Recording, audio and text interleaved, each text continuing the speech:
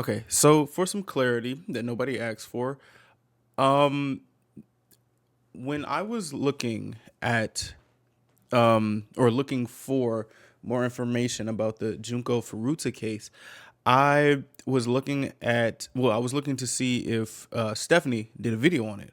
And I saw on TikTok that there was, like, she was talking about it, but I didn't see the video. And I was looking, and I was like, oh, well, maybe she didn't do a video on it. Because when I saw this one, it said the Korean version of Junko Furuta. So I guess I didn't watch the video to know that she talked about both cases.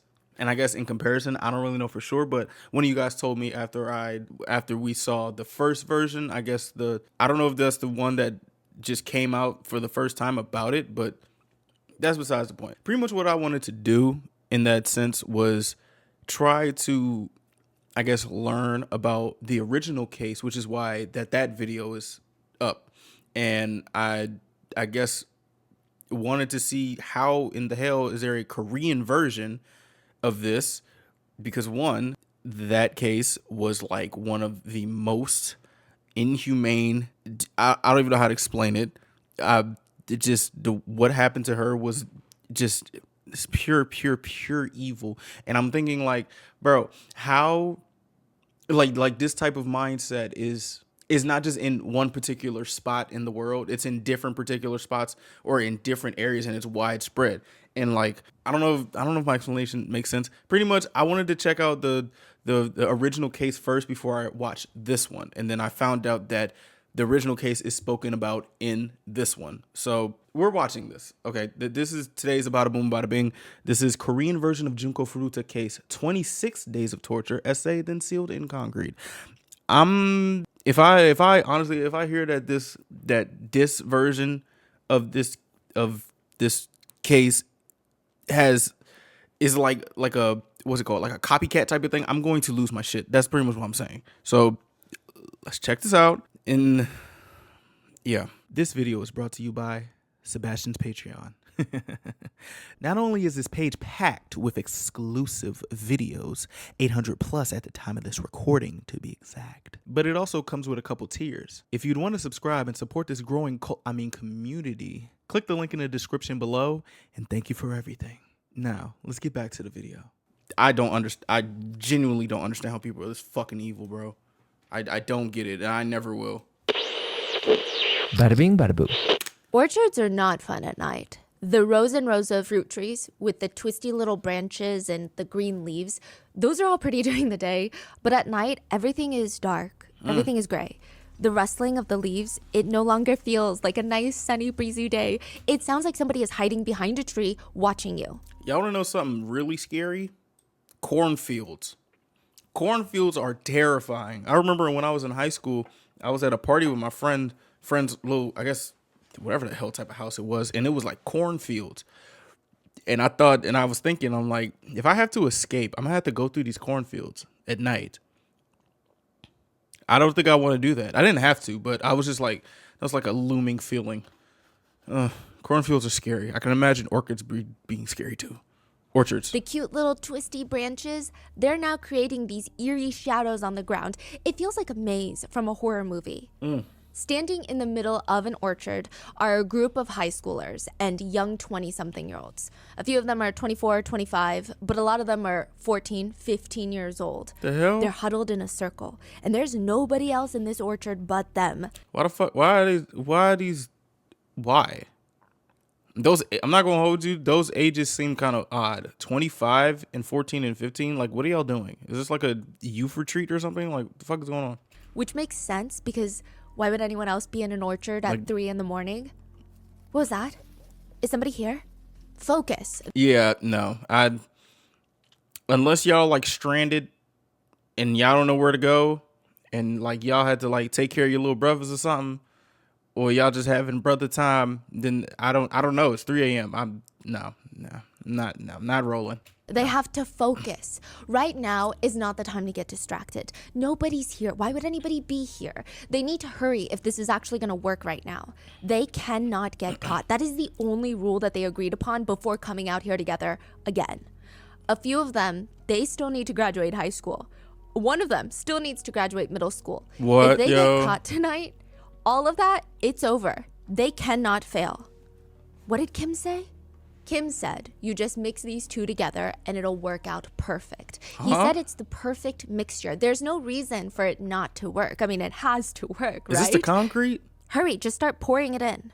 Oh, it's They kick their shovels to the side and start pouring in the mixture down into this massive hole that Oh, you digging the holes barefoot? Does that not hurt? What the heck? they dug up in the ground. Where your They have to hurry. shoes? They're starting to get hungry.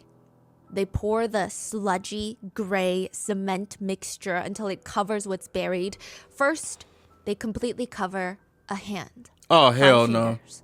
Then it's connected to an arm, and they start pouring the concrete on the arm. Then the torso, and then finally, the face. Bro. The face of the 15-year-old girl that they held captive for over a month and tortured.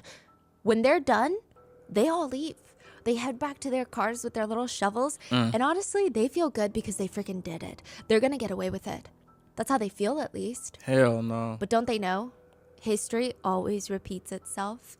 And a very, very similar case took place 26 years ago in Japan. The case of Junko Furuta. The case of Junko Furuta is one of the most gruesome cases of sadistic torture we've ever covered. Yeah, every time I see her face, I might start tearing up. I'm not even gonna lie to you. That shit is And it was all committed by teenagers. I think if you've ever kept Fucking up with monsters. true crime cases at any point, Junko's case would have been one that you've absolutely come across. And today, we are covering the Korean version of it. This is the case that everyone in Korea has been calling the Korean Junko case. bro. Ugh. And I don't know, is it weird that I'm like feeling kind of just weird about that? Just the fact that it's called the Korean Junko Furuta case. I don't know, bro. Like, ugh. I don't know. Please correct me if I'm wrong, but like, if there's like something that like, I'm trying to like put myself outside of my shoes. Like if I was taken away from this world and if one of my family members was like done dirty in this type of way, I would kind of feel weird that instead of like remembering the name, more people call this the whatever version of another case. Like, is that weird? I don't know. Is that weird? Because I would like my fallen family member's name to be remembered. But also two things can be true at once. Like, yes, this is the blank version of this other case. Or maybe I would just want both of them to be, or maybe I don't know. Maybe I just want both of them to be remembered in the same brevity. But it's just like I don't know. Is that weird? I'd like to thank I hope today's it's not sponsors weird. who have If made it it is, I possible for Rotten apologize. Mango to support the NAMI network. With an impressive international reach and a heavy presence in Asian countries, this nonprofit provides life-changing opportunities for survivors of sexual trafficking by providing workforce and life skills for the women and victims that they serve. Hey. This episode's partnerships have also made it possible to support Rotten Mango's growing team, and we would like to thank our listeners for your continued support as we work on our mission to be worthy advocates. As always, full show notes are available at rottenmangopodcast.com. A few massive disclaimers before we get started. There's going to be a lot of warnings for today's video. There are heavy descriptions of sex trafficking, SA, CSA, and graphic descriptions of torture, physical and psychological torture. It's a lot. If that is a lot for you today, please go take care of yourself, and I will see you in the next one. Many names have also been changed for anonymity, and also because many identities have been not released. They've been protected by the law. A few statements have been condensed for time, and we had our professional translators help us with the gathering of the facts of this case. But if there is any... I just realized if these are kids, they gonna do this their kids, so the shit is not gonna get that much justice type thing. Like they're kids, so they're gonna get a slap on the wrist. Is this one of those moments again? Anything at all that is mistranslated, miscommunicated, or anything we didn't include, please let us know down in the comments. So with that being said, let's get started. The best way to drink soju is on the floor. I mean, Okay. there's just something about it that usually hits better. You get all of your friends in a circle. You get bottles of soju, which is hard liquor. You get cup ramen, snacks, and you sit in this circle on the floor playing drinking games. Okay. I think it's nice because you only do that when you're younger, and it's always this memory. In South Korea, a mix of high school girls and college-aged boys, yes, very alarming, are sitting in the Oh my gosh. motel room on the floor drinking soju. At first glance, if you were to just peek inside this room, it looks like they're playing drinking games. And maybe that's why one of the girls is more drunk than the others. Typically in Korean drinking games, it is slightly unfair because if you lose the first few rounds, you have to take a shot of soju every time you lose the game. Bro, drinking games was not that fun now that I think of it. Like I used to play, or I used to just be in the vicinity, and they started playing drinking games like King's Cup. Bro, not tough because the thing about it is like the games are designed to make you drink more. And I remember when I played that game, I almost fell down a flight of steps because for some reason, the person who was my partner in the game did not like me and just wanted me to get blackout drunk for some reason. It's not fun. Not fun at all. And also, if you guys, I know it's like, I guess, college students and stuff like that like in the audience and in the community, y'all, please don't let nobody like force you to drink. Like real shit. Like real shit. If like someone is trying to like pressure you to drink like that, red fucking flag. Don't even do it. And if you're in a situation like sometimes I've been pressured to drink. Thank the Lord I was I shouldn't really thank the Lord for this, but thank goodness that for some reason I have a very high tolerance for alcohol. But like for the people who are able to down shots like that, like please be careful. Please. Cuz I'm the type of person that can like down shots, like I can drink tequila straight, just tastes good. No face, like no reaction. Once you get to the point, because when it starts tasting like juice, that is a problem. Or if a drink tastes like juice and it has mad alcohol in it, please be careful because that shit is dangerous. Okay, you will probably think you're good until like shot number 5, and then like you'll probably have like a little like buzzed moment, and then next thing you know, you're drunk as shit. Like it's for all my youngins out there. If you are going to drink, please drink responsibly. Please, please, please, please, please, because you're younger and you can like you can be drunk, bounce back any type of way, but you don't want to, don't play with your body like that, bro. Please don't. It's honestly not worth it. To me, it's not worth it. So I'm just saying, like, y'all, please be careful. And if anybody's forcing you to drink, don't do that shit. Don't. If y'all taking shots, if you don't want to drink, and someone's forcing you to drink, tell them to pour the thing in the cup. And while they doing the little shot cheers or whatever, do the fucking like that. Waste the liquor, because no, don't people that pressure people to drink. I'm not. Nah. But if you're already drinking soju, you're likely to lose the next round of games, so then you end up drinking more rapidly than everybody else. So that results in some people being way more drunk than the others, but usually everybody catches up by the end of the night.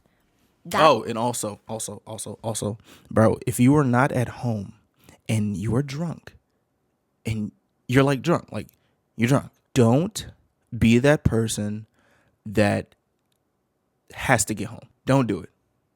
You are playing with your life. You are playing with other people's lives. Just don't do it, bro. If you can, and it may be dangerous, but like if you have like no resort or no whatever, try and find a ride. And these are some of the things that I used to do in college. Like, damn, that might be dangerous too. Like for me, when I couldn't get home, I used to just sleep in my car until like, I guess like sobered up or tried to find a way to sleep in another dorm or something, or try and find a way to go to sleep. You don't have to. You ain't gangster if you like to, you know, if you like to take care of your life. You're not more of a man because you can get home drunk as shit and you know how to get home. Da da da da. Okay, you're not pussy that you would like to stay home. Like, please, bro, please be safe, please. That is not the case here. The energy in this motel room is not normal. The group of 7, there's 7 of them, they're joking around. They're having fun. They're engaged. And then one of them, the 8th one, the very drunk girl, Yuna, she's kind of sitting off to the side, crouched down with her hair in her face. It looks like she's being forced to be there. Like she just wants to go lay down, but for some reason they're not letting her, or for some reason she can't leave. Nobody is even engaging with her. Oh, what the But hell? every once in a while, they'll grab an empty cold noodle bowl, a naengmyeon bowl, fill it to the brim. These are big bowls. Think of like a pasta dish. They'll fill it to the brim with alcohol. Yo, About what? 2 bottles of soju. They put it on the floor, right in front of Yuna. Drink it. Nigga, She what? will have to bend down and drink the entire bowl. They will not let her stop. What the fuck? What is wrong with these niggas? What is going on? Ew. To give you an idea, soju typically has an alcohol by volume of 20%, which is about half of vodka, but it's still strong enough that most people will take shots of soju. It's not like beer or wine where you It's strong as shit. I'm just gonna let you know that. It's strong.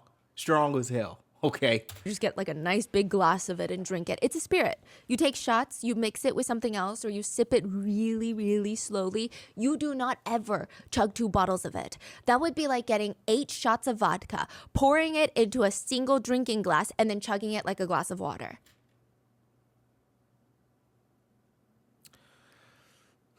I feel attacked because I definitely do that sometimes. Sometimes.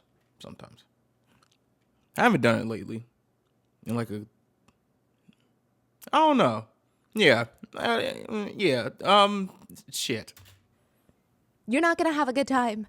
The minute that the 2 bottles of soju goes down Yuna's throat and into her stomach, That's nuts. it comes right back up. Oh. She throws it right back up, Oh, all Lord. over the floor.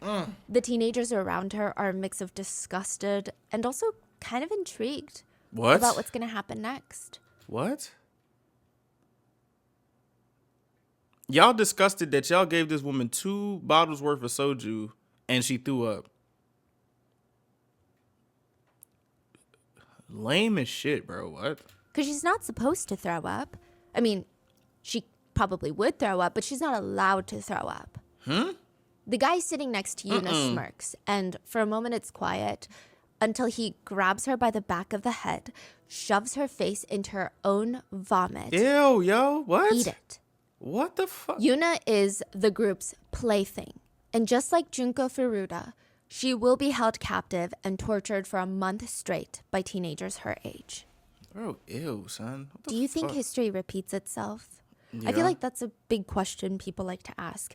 Yes, it does. It definitely does. And if it doesn't, then how does the same crime happen 26 years apart from each other?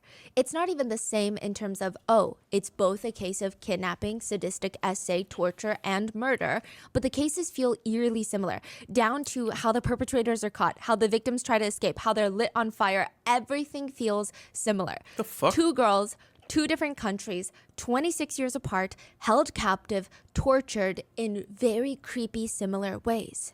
Was it inspired by the first It case? doesn't seem like it. What? So just evil repeats itself. Yes. Oh.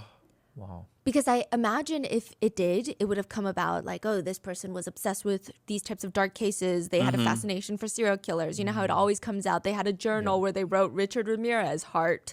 Nothing. Right. Both cases, the case of Junko Furuta in Japan in 1988 and the case of Yuna in South Korea in 2014, both cases start with a kidnapping from a helpful hand.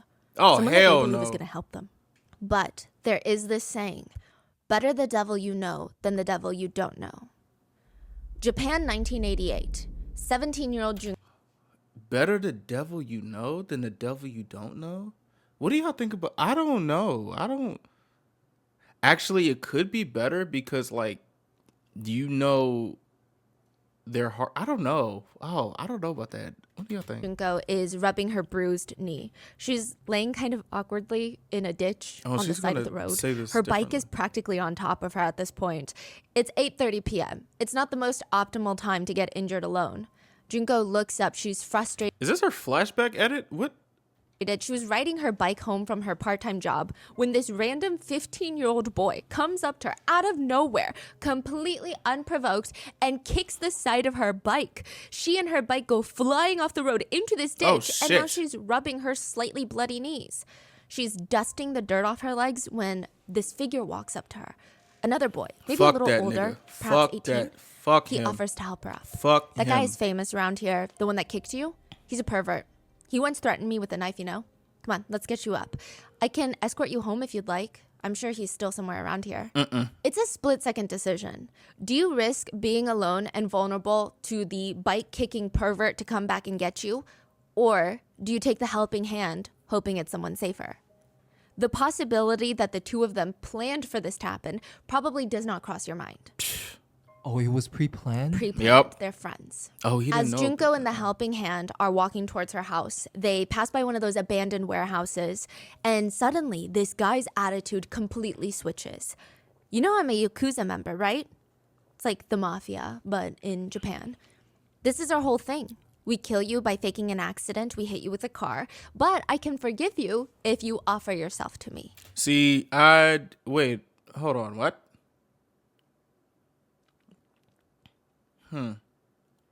I might get different.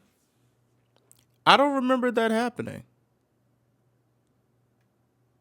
Maybe she is telling it different. I don't know.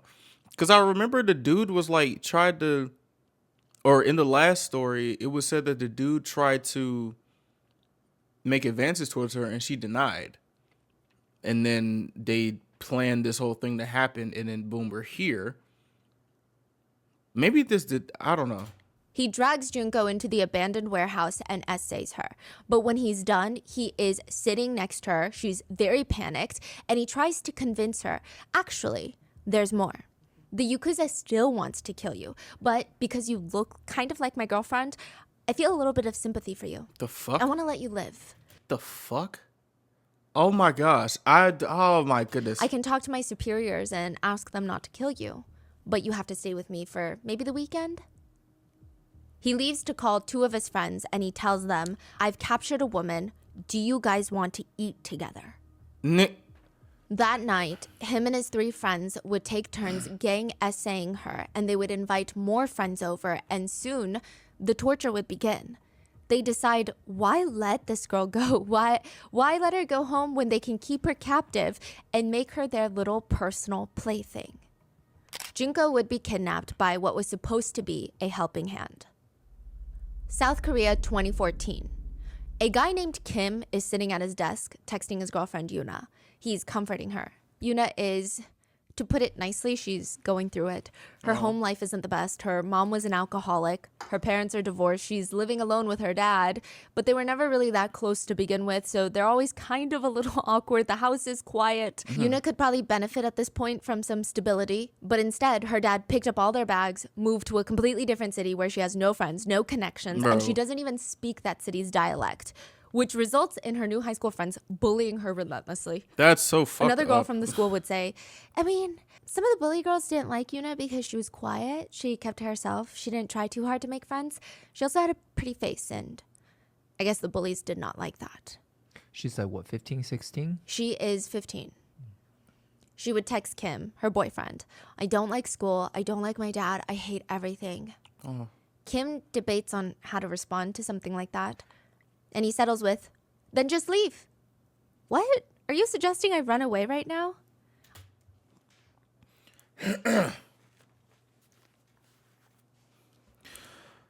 I'm not gonna be much of an ass right now because I still gotta like realize that these are teenagers, and like when you're a teen, you can either be mad, emotional, or just or unreasonable, or just like just you're a teen, like you doing teen shit, but like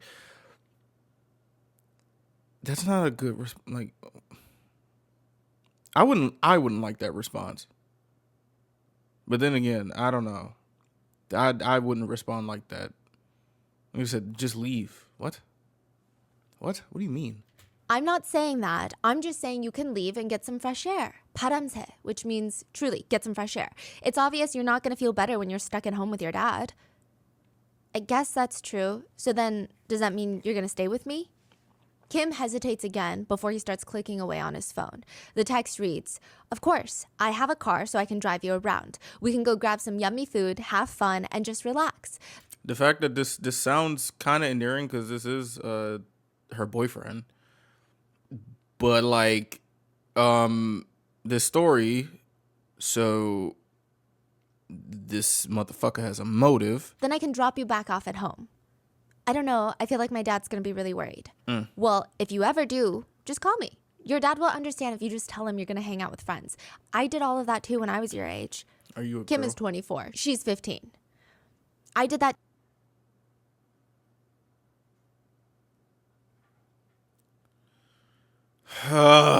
too when I was your age. You trust me, right? Yuna responds, "Of course I trust you. Thank you. I always ew. feel better when we talk." Kim responds, "Good, I'm glad I can help. I can't wait to meet you in person." I'm trying to understand how does someone like I don't what the like I don't get it. I genuinely don't get like because I'm 25.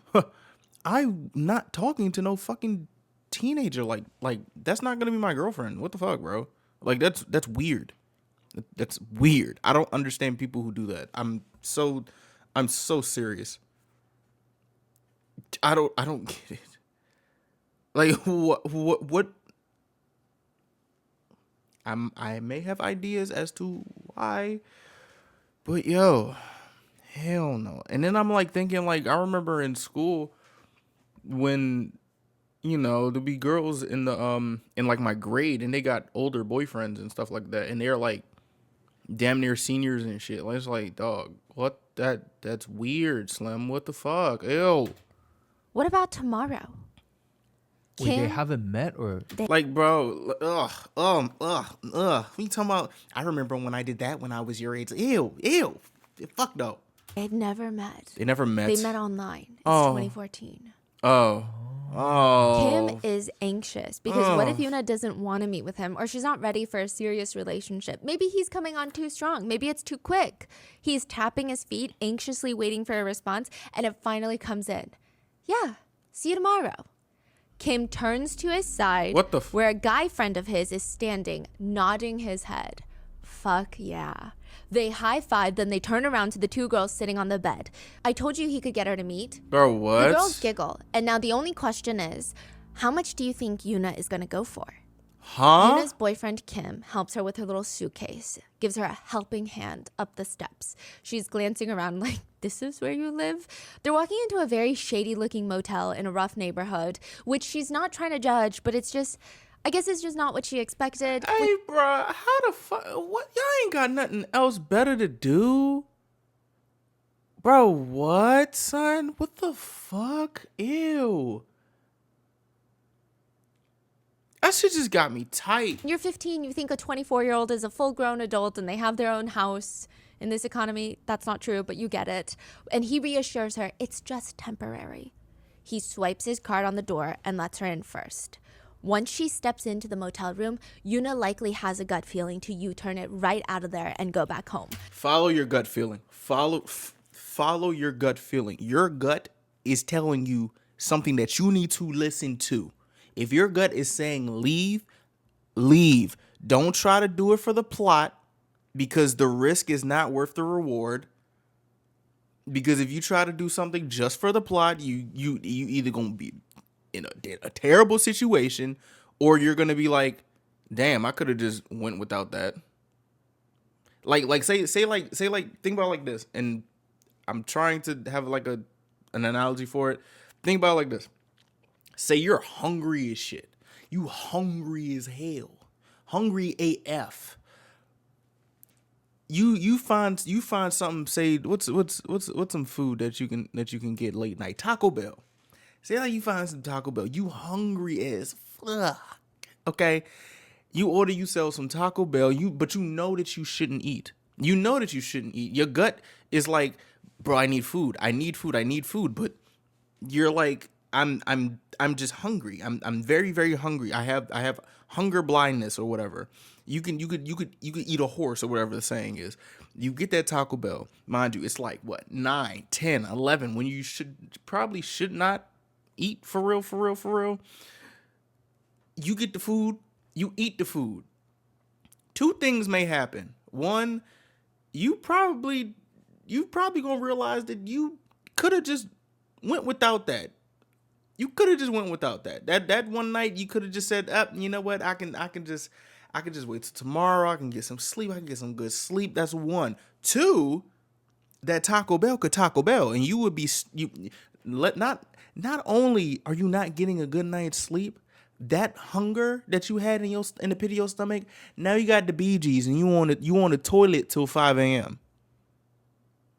That's what I mean when I'm like, follow your gut feeling, bro. Your gut is trying to warn you. It's better safe than sorry.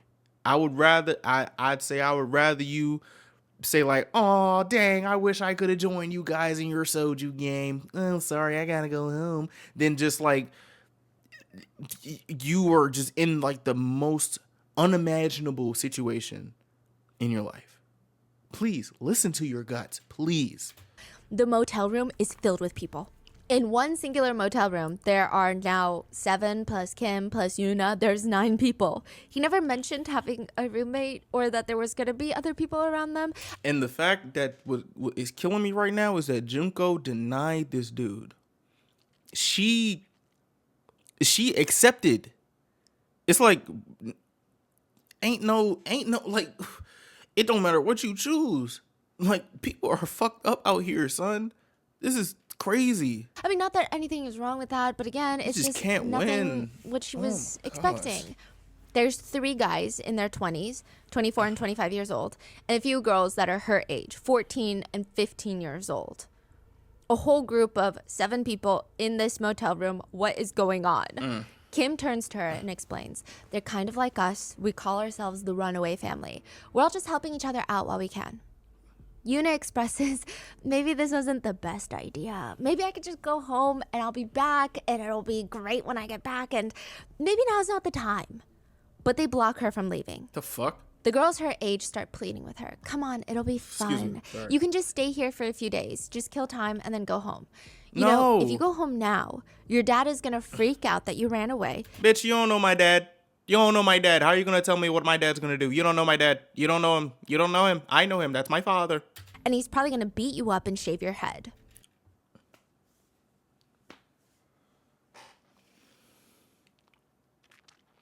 Not gonna hold you in this situation. I probably would rather getting my head shaved. Because that is a very common threat in Korean households, that they're going to shave your head. That's insane. Whoa. It's typically Yeah. reserved for daughters. Because Oh. I guess they think that you're having too much fun getting attention and going outside, so they threaten to shave your head. I think it's toxic. I don't think That's it's normal fucked up. or okay, but I That's don't know how fucked many up. people actually follow through with it. But if you go home in a week, he's going to have missed you so much. He would have been so worried and so stressed. He's not even going to be mad.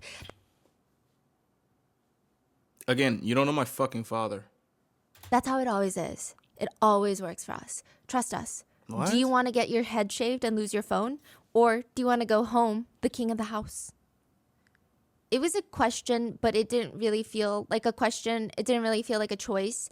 So Yuna ends up staying with the runaway family. Oh my goodness. And they were right. Just like they said they would be. Of course they were. 2 weeks later, Yuna is standing in front of her home door. It's open. I mean, she has no idea how her dad is going to react after seeing her for the first time in 2 weeks since she ran away. I'm just trying to put myself in the dad situation, but I don't know. I would be mad. I would be angry, but I wouldn't I don't think I would lash out or nothing like that or beat her. I would be so happy I get my little baby back. You know what I'm saying? I would be hot though. I'd be hot, but that's when you gotta have the dad compassion. You know what I'm saying? honestly, your worried, sick feelings don't matter in that situation because your child's back home.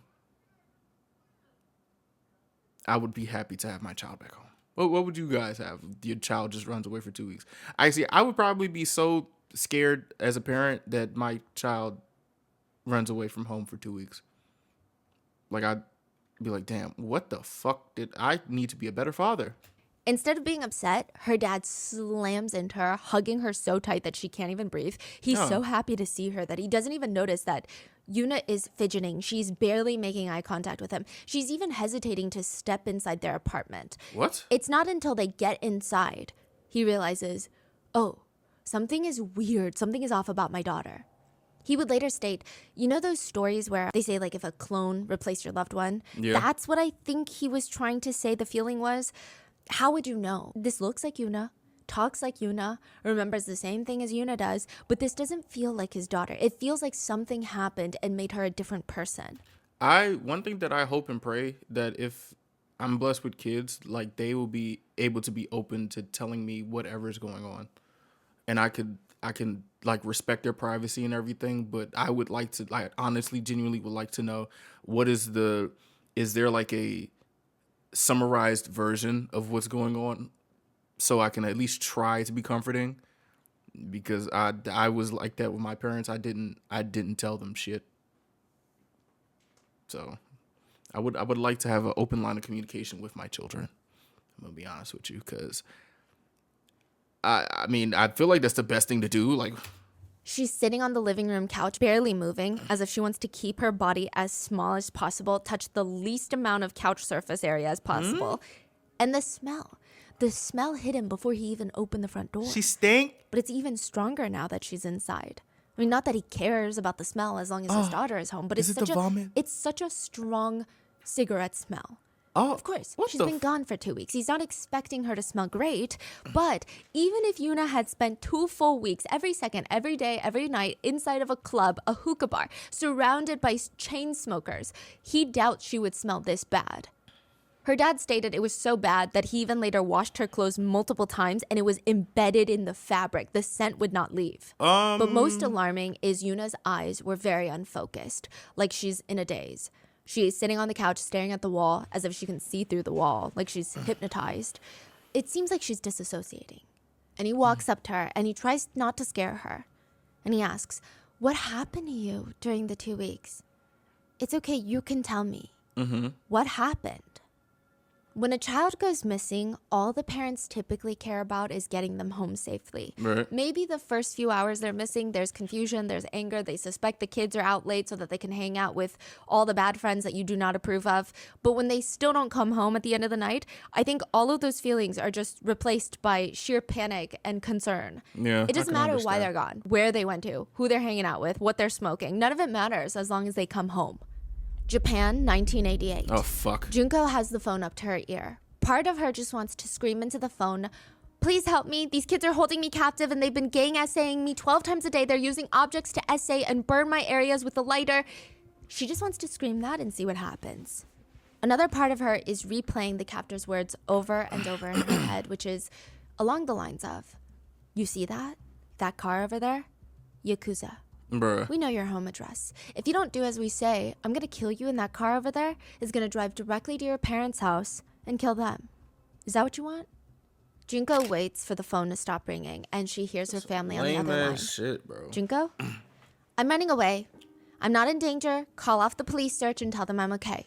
I'm gonna stay with a friend. I don't want the police looking for me. Junko's parents are confused and they don't believe her because it doesn't make sense. She's never been like this. This is the daughter that rarely misses school, and the night that she ran away from home, she had been talking about that night for weeks. It was the night that she would come home from her part-time job. She was gonna watch the finale of her favorite TV show. She told her brothers, don't you dare even touch the TV that night because it's mine.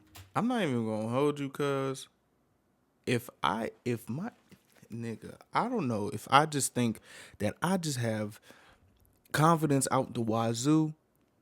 Like, if someone is threatening my daughter and she can't come home, or and if she comes home, there's gonna be people coming into my house and trying to kill me, my wife, and my other kids, bro,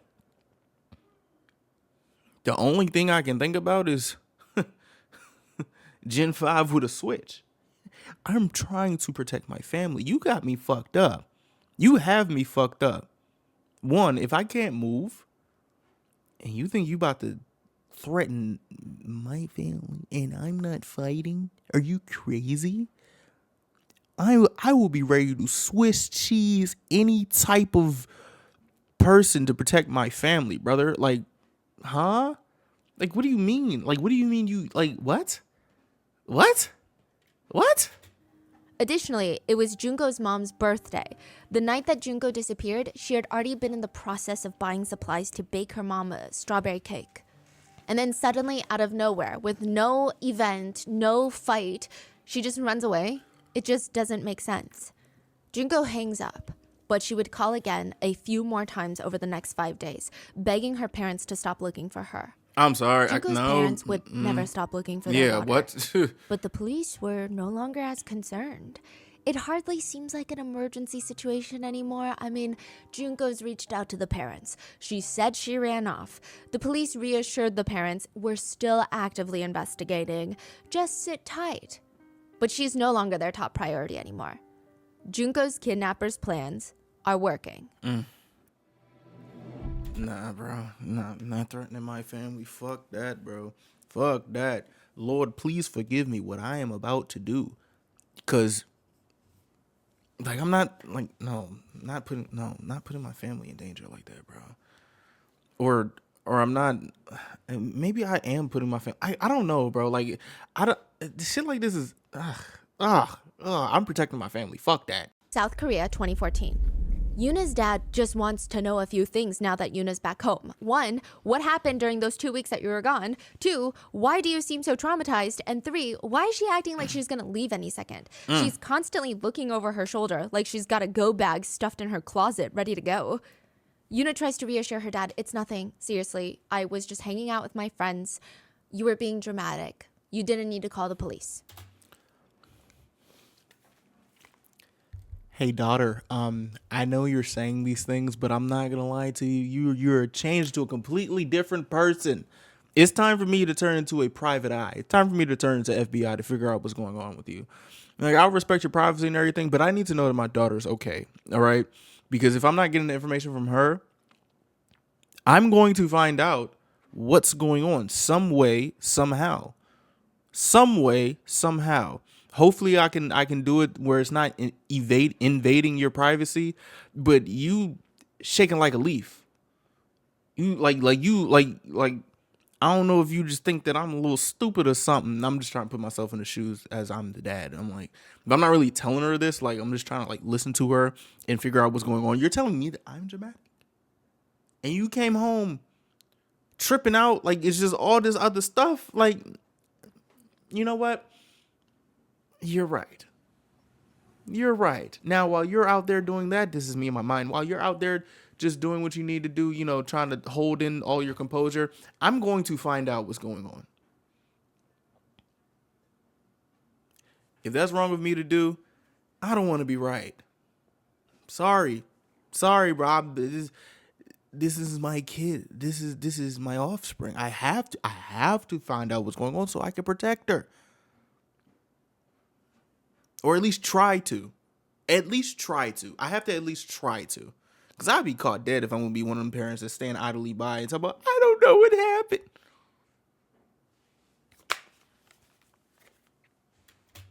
He does not believe her for a single second. And he's determined. He's going to figure it out. He's going to find out what the hell happened in those 2 weeks.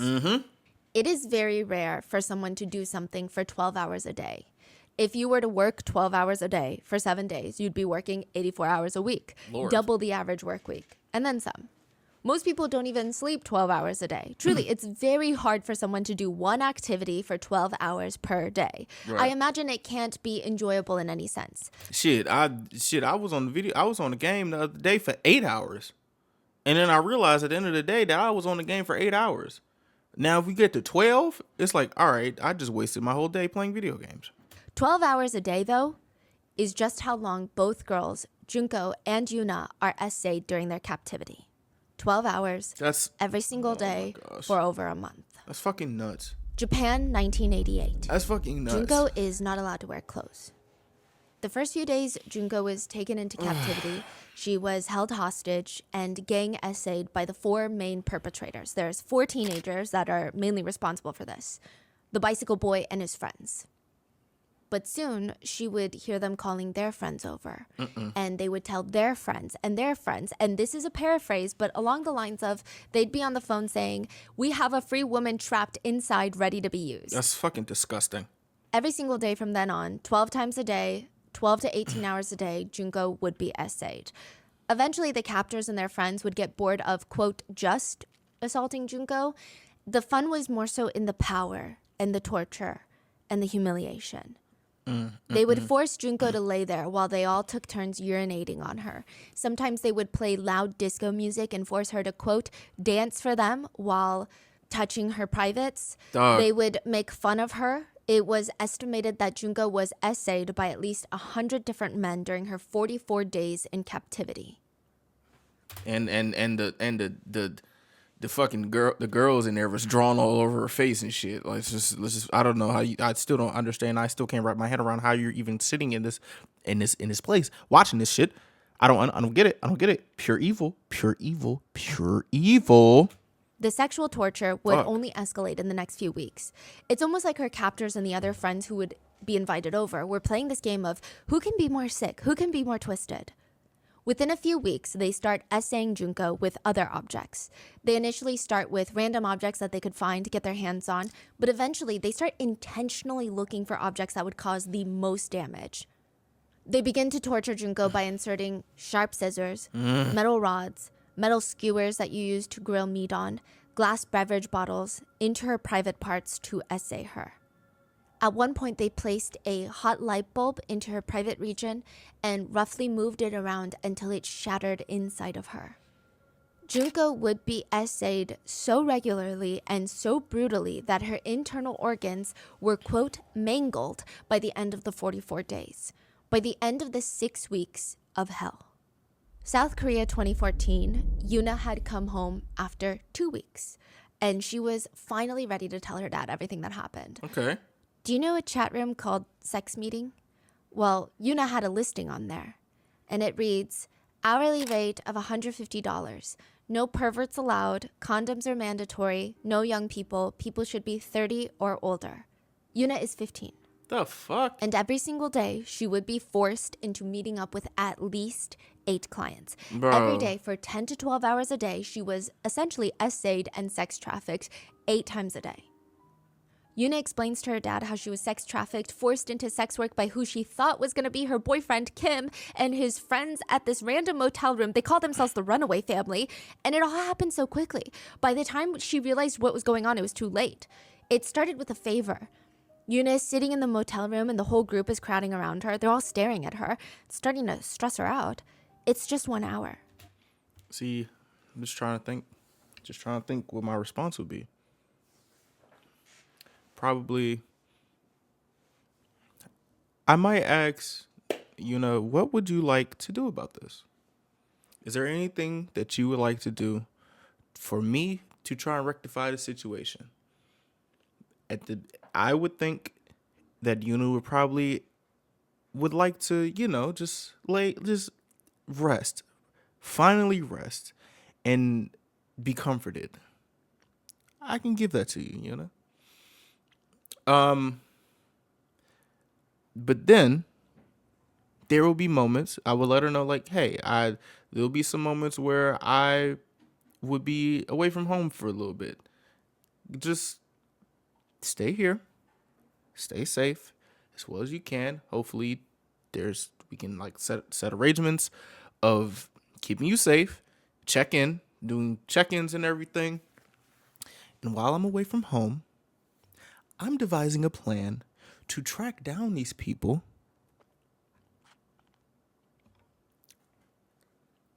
and probably supply my next batch of macaroni and cheese with Swiss.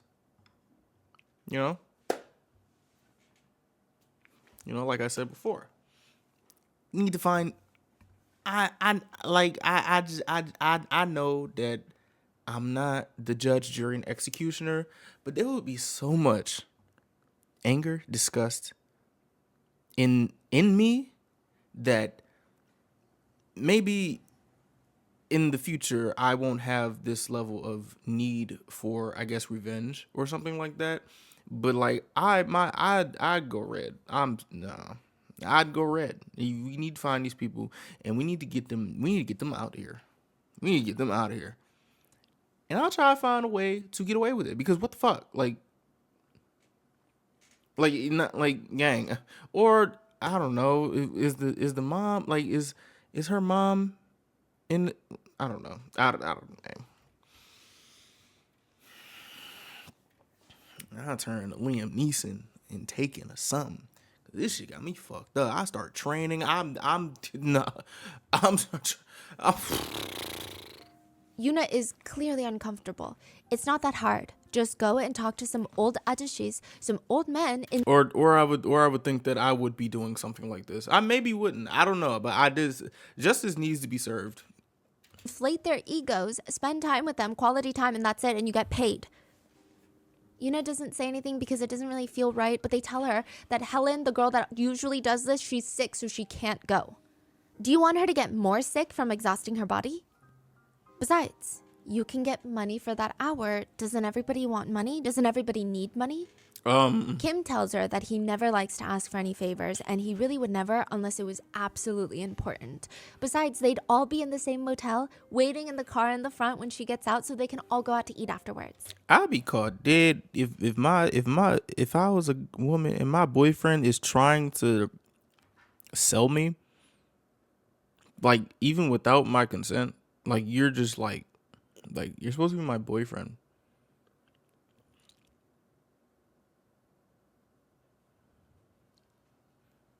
People are fucking disgusting. That's what Yuna thought it would be.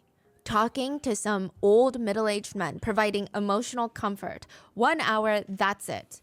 But instead, it would be the start of a nightmare 2 weeks of being forced into sex trafficking and tortured by her clients. Oh my gosh. And the runaway family. Ugh. They would tell her, I don't know if you understand, but the situation has changed.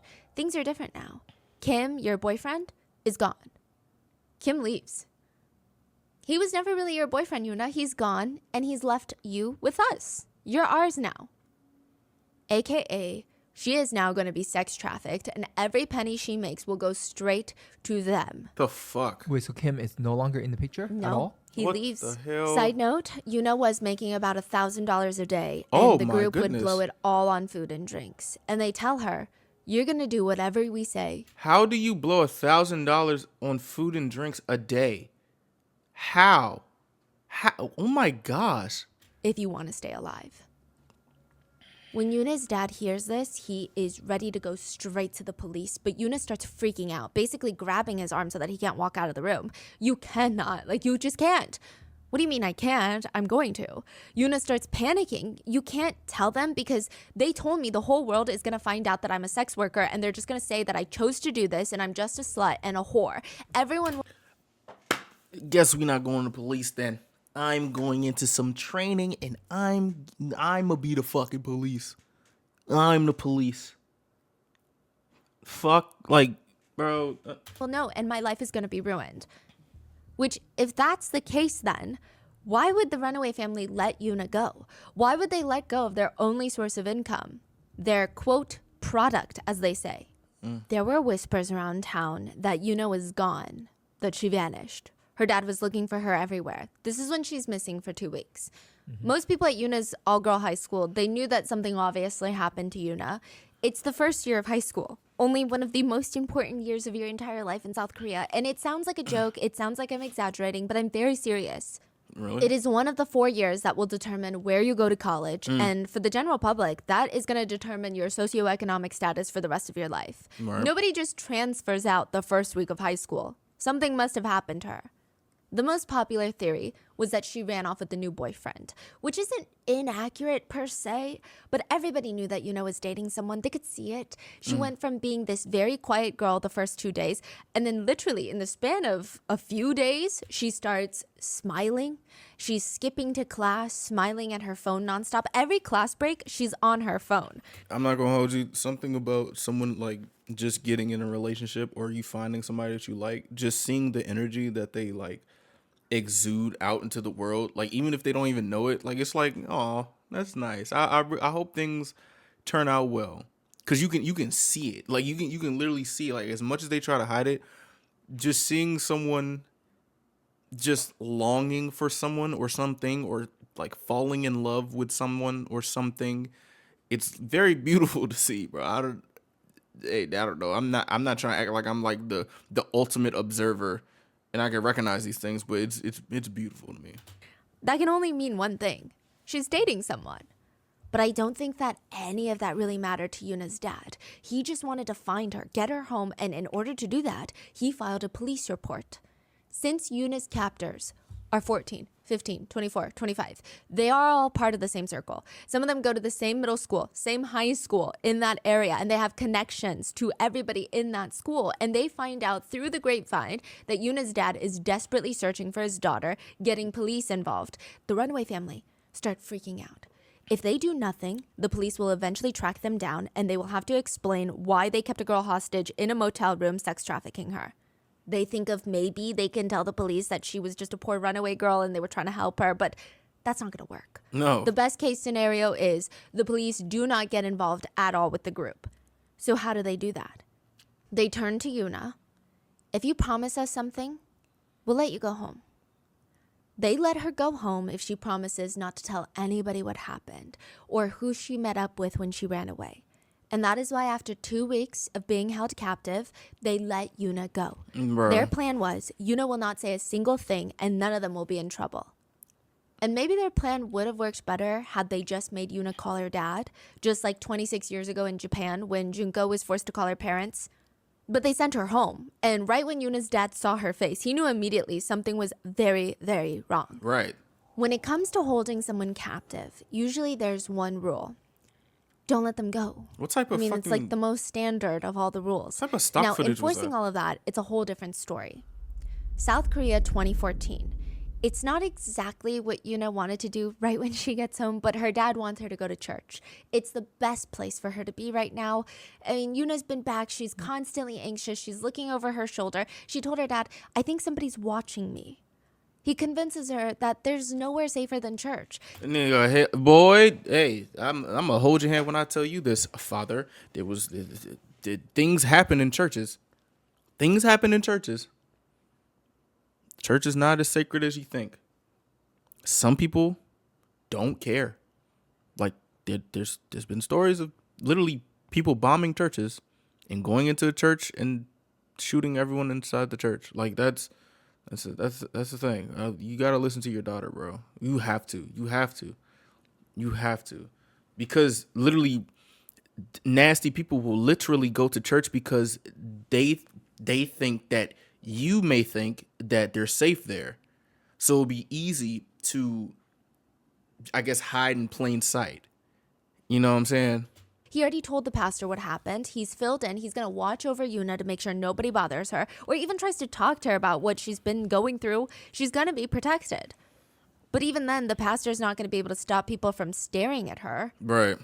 Everything the runaway family told Yuna would happen was happening. What the Everyone fuck? in school found out about what happened to Yuna once her dad told the police. There were group chats dedicated to talking about how Yuna, the newly transferred girl, was caught doing sex work after running away from home for 2 weeks.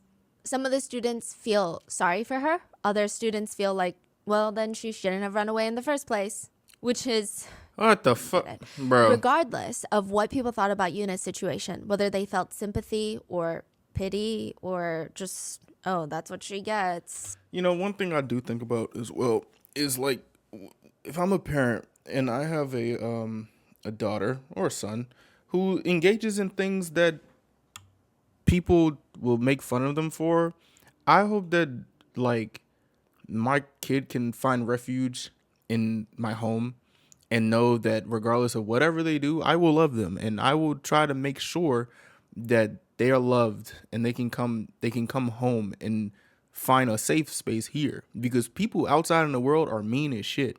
Whether my son or daughter is gay, trans, whatever that they are, they like fucking, they're a whore. Like if they want to be one, like if they want to be sexually act, like regardless of whatever they do, bro. Like I'm not the type of person that would try to add on to the picking on, you know? Like I wouldn't want to do that, because at the end of the day, we have to have peace in the house. But one thing that I do hope is that, well, I'm not like saying I don't want to say like I'm hoping that my kid gets bullied so they can come home to me so I can be, loving. What I'm saying is, like, if that does happen, I would hope that they will be able to find refuge in my home. And I hope that they would believe that, like, you're my kid, we're locked in for life. You feel me? Like, ooh, excuse me, sorry. Like, did you will have a safe space with me. We are locked in. Regardless of whatever happens, it's me and you against the world. That can be what it is. Like, the world is evil, son. But that may be very ideal. I would try, bro.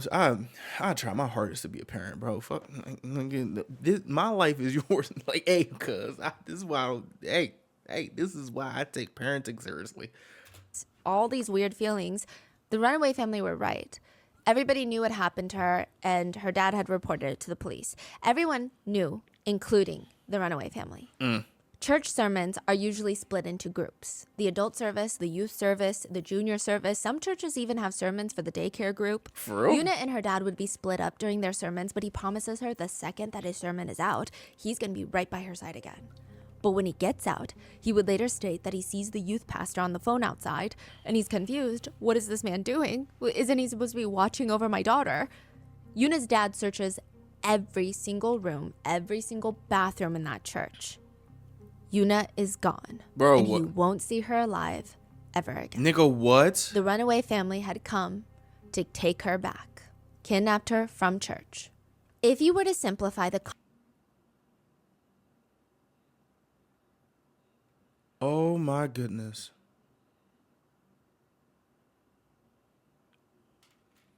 Fuck, bro. Oh my gosh, bro. concept of keeping control over captives, it would boil off into two types of control: physical control and psychological control. The physical control are Bro, he thought he did. He really thought that he was doing good. That's fucked. That's great. Gosh. restraints, locked rooms, constant surveillance, just ripping them of any shred of autonomy or freedom of movement. And then the psychological control. And in a lot of cases, that just comes down to humiliation. Japan, 1988. Junko could not run from her captors. Literally, she could not run. They cut her Achilles tendon and lit her ankles on fire. You know that part right above the back of your ankle where you flex your toes up and it's slightly bony part that sticks out from the back? Yeah. Junko's captors cut that part. Ah. They cut the tendon in there and they lit her ankles on fire. They did this due in part for the torture aspect. It's known to be unbearably painful when your Achilles tendon is ripped or shredded or even just torn. It's a very painful injury on the body. But also, once you cut or damage your Achilles tendon, the likelihood that you can run, let alone walk, almost none. Initially, a lot of the control that Junko's captors had on her was physical. They locked her up in one of their rooms, would not let her leave, always had someone watching her, tied her up with tape. But eventually, they would start beating her every single day with golf clubs, those long bamboo sticks, iron rods. She was so badly injured that for her to even crawl to the restroom to drag herself to the toilet took her an hour. Gosh. There was no way that she was physically going to get away. But there is a very strong psychological aspect to her captivity as well. They made sure that she knew that she had zero control over her life. They had the ultimate power. And that came through some really perverse methods of humiliation. Fucking They would disgusting. force Junko into the freezer, a giant standalone freezer. They would throw her body in there, close it, and just leave her in there for hours. They would throw her outside on the balcony to sleep in the middle of the night, where temperatures can get as low as 23 degrees Fahrenheit. If she's lucky, sometimes it can go down to negative 13 degrees Fahrenheit. Bro, what which, the by that fuck? point, Junko likely isn't even going to think about escaping. She's not focusing on that. She's focusing on getting out of the freezer. She's focusing on getting off the balcony. That's where her attention and energy are inevitably going to be. Most experts say that psychological control is more restraining than the actual physical restraints. In Junko's case, her captors fed her mainly a diet of live cockroaches, centipedes, and her intake of liquids were mainly her captors' urine and feces, as well as biological fluids.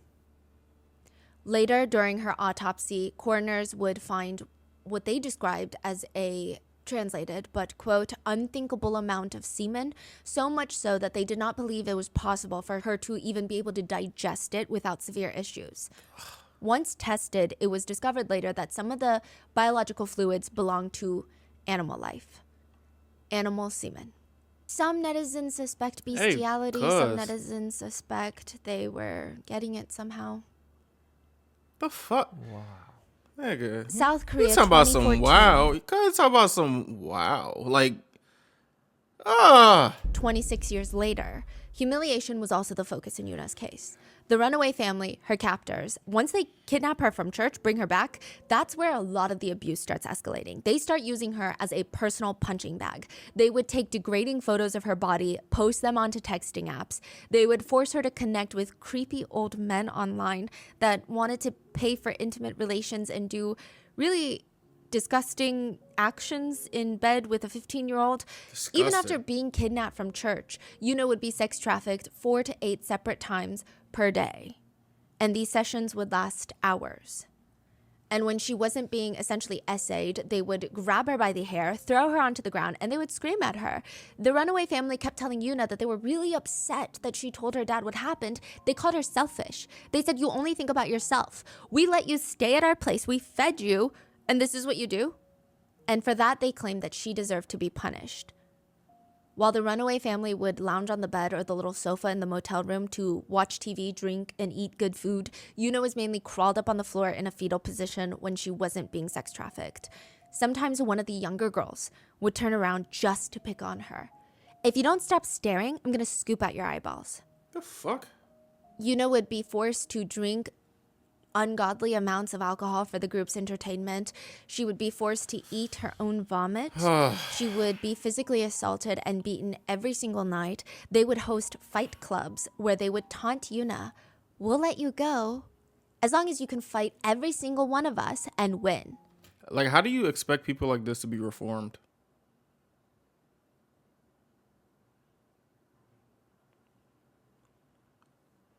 I'll wait. Most of the time when they proposed such a game, Yuna was not in a state where she could even fight, whether she was too injured or too drunk or both. And God forbid she actually did harm one of them, it's likely that they would hold her down and assault her together. They would grab objects to throw at Yuna, and when they didn't feel like that was enough, the group would throw literal chairs and desks, Dog, what just the full fuck? pieces of furniture at Yuna's body. They would grab her by the hair, force her face all the way back so that her neck is extended forward. Like this, where I guess if you were to have an Adam's apple, it'd be poking out, right? And they would essentially karate chop her neck, Dog, the soft I don't- spots of her neck using the edge of their hand. They would beat her with steel bug spray canisters. They would spray. Bro, what the fuck do these people do for a living? Like, how do you, like, and also, some of them went to school, didn't they? So that means they went to school and came back to do this. Like, or were they like missing too and just doing shit like this? Like, I'm talking about the runaway crew, like, bug spray all over her, and she was starved. In both cases, the And girls how do y'all were get these starving. They items? were both dehydrated, and even if they were given food, it is likely that once the physical abuse escalated, they would not be able to keep any of it down. Because they had such extensive injuries, they would throw it all right back up. fuck. I think the most confusing part about both cases is how nobody did anything for the month, or in Junko's case, 44 days that the girls are held captive. It's not like both of them are secretly held captive in some sort of isolated dungeon. They're both being held hostage in plain sight, and nobody did anything about it. They're not doing shit. Japan, Like, 1998. cuz, what? Over 100 people knew that Junko was being held captive and tortured because she was essayed by at least 100 different people, but there were others too. Others who did not partake in the essay, but they saw her, and nobody did anything. Or I'm sure they're all telling other people too. Like, Yeah. in that age, you must be telling all your friends and your groups. So you could probably safely estimate hundreds of people. Sick fucks. Some of them would later say, well, we were too scared because the captor had ties to the Yakuza. So one of the 4 main high schoolers that kidnapped Junko, apparently his uncle has ties to the Yakuza, which, side note, like I said, the Yakuza is like the mafia of His Japan. They are a uncle. very scary group, but I digress. That means every single day that there were new people, several people at a time, finding out about what was happening to Junko, and they did nothing. But you would think that one of the few people who aren't scared to say something would be the parents of the guy who's holding Junko captive. Yeah. Because Junko is held captive in Shinji Minato's house, upstairs in his room where he lives with his parents. I thought it and was his in the brother. basement. So What the the whole hell? family knows. Yeah. At first, Shinji lied to his parents stating that Junko is his girlfriend. But eventually, everybody just drops the act because it's so obvious that Junko is not his girlfriend. She's screaming for help and begging for mercy on a daily basis. Every part of her body is broken. She is a shell of a human. There is no way. She's just a girlfriend who's willingly staying upstairs. Shinji's parents knew that.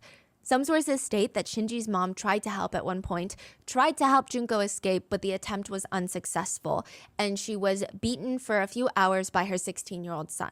Oh, Shinji. hey, cuz, I'm all right. So we're just getting more detail about this fucked up case. Oh my goodness. Oh my gosh. I don't feel bad for her because since that night, it is stated that she pretended that Junko had gone home. She just stopped going upstairs. She didn't want to get beaten by her own son. She didn't want the neighbors to know what their son was up to. Yeah, cause they ain't want to, they ain't want to ruin the family name. She didn't want their good family name to be ruined, so she just lived in her fake Delulu land where she told herself the screams are just the walls creaking and Junko has gone home. Bruh, nah. So bruh. nobody was helping Junko. At one point, there was a young girl around Junko's age that came over and saw Junko. And instead of doing something about it, I mean, I don't know if I would expect her to do something about it right then and there, but maybe go home once you're safe and tell your parents, tell everybody. The girl takes a pen and starts doodling a beard on Junko's face. Doodling a beer? Yeah, like taking a Sharpie and doodling a beard. South Korea 2014. It's hard to estimate just how many people knew what was going on with Yuna, but it can't be nobody. It can't just be the runaway family. I mean, they're jumping from motel to motel. They have to check in with the motel staff, use the elevators, run into other people in the hallways, outside. They have to move Yuna because near the end, she wasn't even able to walk on her own. And nobody just seen that there's like this girl that's being dragged from place to place to place. It's 2014.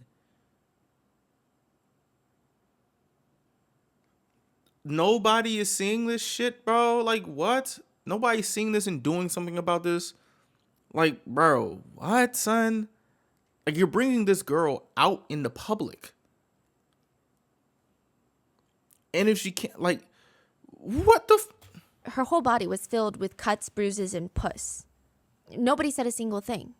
Even without Yuna's extensive injuries, you would hope that some motel staff would say something after seeing a bunch of 20-something-year-old men checking in with girls that are clearly 14. Duh. But nothing. No, but like, what is? Everybody is at fault for this shit. Like, huh? You will want this in your motel, bro? Like, what? Like, this is just let's put aside the part of being a good fucking Samaritan, right? Rather than seeing this happening, you don't think this is gonna ruin your business as well? Since it just seems like nobody has any type of humanity. Y'all just mind my business. These grown ass men with these little ass girls, I don't know nothing. I'm like, what the fuck? Like, the fuck, bro? This nasty ass people, bro. The runaway family are basically running a child trafficking ring Fucking out in crazy. the open. I believe they jumped even from multiple different cities, and nobody said a single thing. That's disgusting. But fine, if the perpetrators, their friends, and even the motel staff do nothing, at least the police are going to do something. Of course not. Considering both girls have been reported missing by their parents. It's not like nobody's looking for these girls. Japan, 1988. The police receive a very strange phone call. A college boy had called to tell them that his younger brother had witnessed a crime. His younger brother came home overly excited, but also panicked and stressed out, and he starts rambling about he just saw at his friend's house, there's this girl that's like a circus animal. She's tied up, being essayed over and over, and all sorts of strangers are like coming and peeing on her, and they're sticking light bulbs and bugs inside of her. She has zero autonomy, and they're hanging her up from the ceiling and using her like a punching bag, beating her like a piñata. This is by far the strangest call that the police have received all day. They immediately dispatch 2 officers to the house in question. They knock on the Minato house. Shinji's parents come to the door. Shinji Minato. Oh, What's going on? gosh. The police explain the bizarre situation of the human punching bag forced to eat cockroaches. It sounds crazy. Oh, I'm sorry. There is no girl in the house, just our 2 sons. You're sure? You're more than welcome to check, but we've never heard of a Junko. Doesn't ring a bell. The police pause. They look upstairs towards the 2nd floor. It's a small house. I mean, there's no way that Oh, a so girl's they in did here look. experiencing this level of trauma and torture and abuse, and the parents don't hear a single thing. There's no way. So they brush it off. They thank Shinji's parents for their cooperation and have a nice day. It doesn't matter to them that there is an active missing persons case for a high schooler in the same area named Junko. South Korea, 2014. When Yuna goes missing the It's like we're getting like a little bit more type of info, but at the same time we just brick at the end. We just brick because it's like, okay, so they didn't check. Oh, they did check. They took a little gander. They did a little tiny sweep. But still, like, second time, when she disappears from church. The police do not consider Yuna a high priority missing persons case. Why? Honestly, just like Junko's case, they're just lazy. Bro. They kept trying to bounce Yuna's dad off to other police officers. It's not my jurisdiction. It's not our jurisdiction. You got to call these people. To show you how lazy they were, Yuna went missing from church, where there are lots of CCTV cameras at this church. Hey, Dad, when the police aren't doing anything, it's time for you to turn to a vigilante. It's time for you to turn to Batman. It's time for you to do some things in your own hands, because it's obvious that the people who are supposed to do these things aren't doing these things. But if you want your daughter back, sometimes you got to do what you got to do. And now that you got to do what you got to do, you gotta start cracking skulls, my boy. You got to. Obviously, you don't have to, but I'm just like talking to you through my mind. The police aren't doing their job. You tried to take your daughter to church because you thought that this was going to be the best option. Turns out it wasn't. It's time to make something out of nothing. If they just played through the footage, they would see that Yuna did not walk out on her own. She was effectively dragged out by these 2 girls. Her body language is screaming It's on camera. that something's not right here. She does not want to leave. But by the time that the police gosh. actually check the footage, it is too late for Yuna. She would be dead. So if nobody, not even the police, are doing their jobs to look for them, the girls would end up trying to save themselves. Japan, 1988. Junko's captors are drunk. She can hear them. They went from being belligerent, well, which isn't really different from when they're sober, but they're starting to snore. This would be her only chance. All of them are drunk. They didn't tie her up. They knew that she was so badly injured that there's no way she can get to a phone. The only working phone gosh. happened to be on the 1st floor, all the way downstairs. Bruh. They didn't think she was going to get there. So Junko starts crawling all the way downstairs. It takes her a very long time considering her injuries, and she finally makes it all the way down, reaches for the phone, dials emergency services. The phone finally picks up. What is your emergency? But right at that moment, she feels a hand closing over her mouth. She turns to her side, and one of the captors is there with his finger up to his mouth. Shh. He grabs the phone.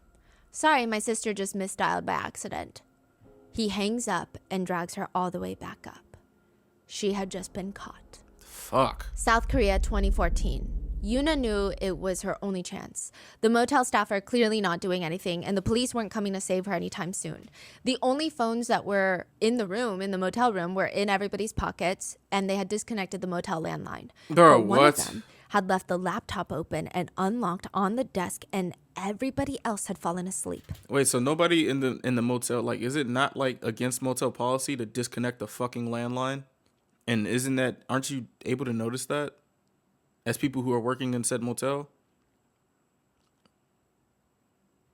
The fact that nobody's doing, like, the fact that, like, there's so many avenues of someone that needs to do something and nobody's doing anything pisses me the fuck off. Because why is there money being put into departments of companies and stuff, and like police departments and stuff like that, when they don't even do their fucking job? Like, don't make no fucking sense, dude. She could sign into her Facebook and send out her location, get help. It would just take a few quick clicks. That's it. She quietly drags herself over to the computer, glancing around the room. She gets up and starts clicking on the keys so slowly that it doesn't even make a noise. She likely is frustrated how long her email and password is for security reasons, but she's sitting there, key by key, slowly entering it in, and then finally she logs on. She uses the little trackpad to hover over, and then someone grabs her hair and slams her head gosh, back, come and there is a on. hand gripping her throat. She had just been caught. Fuck. So she only Damn. logged out and didn't say anything. Yeah. Both girls would have to pay for trying to escape. Japan, 1988. Candle wax was how the captors decided to punish Junko. They tied her down and started running a candle up and down her body, burning her, dripping candle wax in the most painful places. They would hold her down and drip the candle wax onto her very thin eyelids and even into her eyes. They would drip it into her private regions and all the areas where she had exposed flesh and wounds. Exposed meaning not just a scrape where the skin had been scraped off, but muscles are showing likely. A lot of Junko's torture focused on her legs, whether it was so that she couldn't run or if it was because they liked to torture her private regions the most and her legs happened to be nearby. She had such severe muscle damage that she could not even move her legs. They start dripping the candle wax onto her legs, but that's not doing it for them. So they grab lighter fluid, douse her legs with them, and light her legs on fire. That way she could not even try to crawl. They held her down by her arms and legs, tied her up in a starfish shape on the ground. They grabbed dumbbells. They would stand over her and hold the dumbbells out about shoulder height and drop them onto her body, smashing her bones. Junko's hands, every finger bone, every hand bone was smashed to pieces. Like, just hearing this stuff, like, detail by detail, the fact that these people were able to even get out of prison makes me so fucking mad, bro. Like, what the fuck, dude? Oh my gosh. Not broken, but smashed. Her fingernails had shattered into little pieces, and she was no longer even able to grip anything, let alone a phone. They hung her from the ceiling and used her as a punching bag. They held her head down against concrete, and they would take turns using all their strength to jump as high as possible and land on her head. Her face was so swollen and smashed, you could not tell where her eyes were anymore.